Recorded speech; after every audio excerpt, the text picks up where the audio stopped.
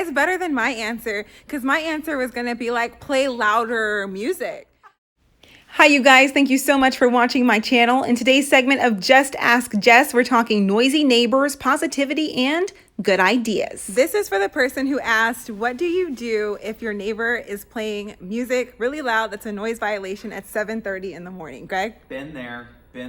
I still just call the complex. I think I just take it as trying to be an early riser, and I call the manager and let them handle it, because I don't want to like get involved like that directly and then make there be some bad blood between neighbors, because what happens if my dog starts barking late at night or something and I'm still at work?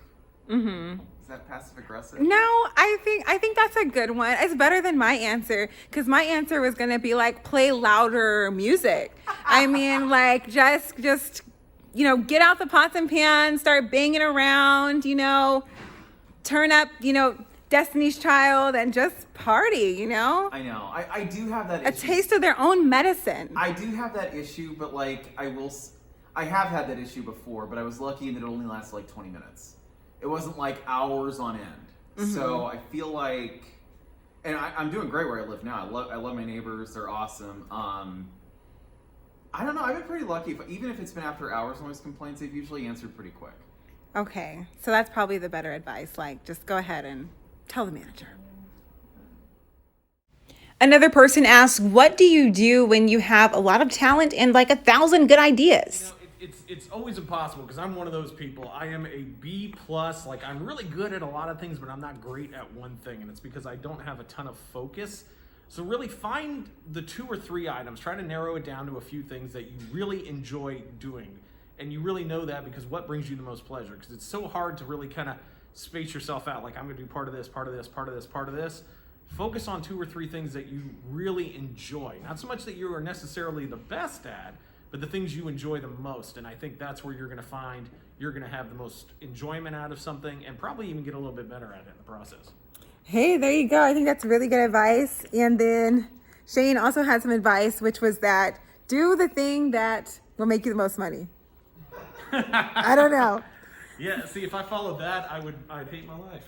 I like being poor and enjoying what I do. See, there you go. That's the point. That's the tip.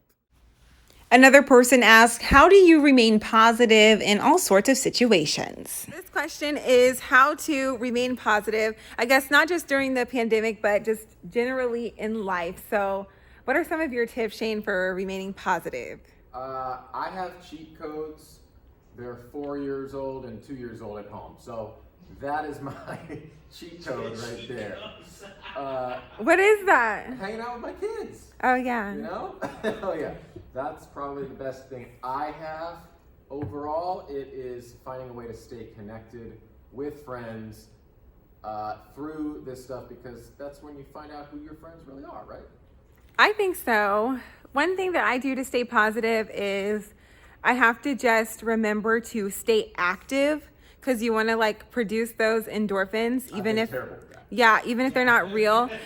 So you want to stay active. You want to eat healthy. I know that doesn't sound like a lot of fun, but doing these little things will get your mind, will get the chemicals working in the right way to get you sort of thinking towards positivity. Go back to doing some stuff that you used to like if you like to read books, like to watch movies, make sure to do those things as well. And it's gonna feel like a little bit of labor at first, but after you start doing it, you're gonna feel so much better.